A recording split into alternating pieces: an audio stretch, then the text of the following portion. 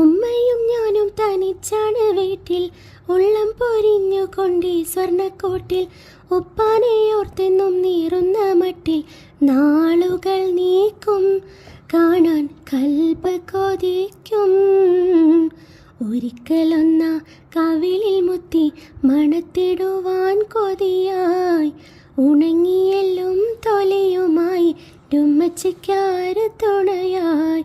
പണവും പൊന്നും അയച്ചില്ലേലും വരുന്ന മാസം വരണേ, പൊരിഞ്ഞൊരുകി മരിക്കും മുമ്പി കവിളിൽ മുത്തം തരണേ.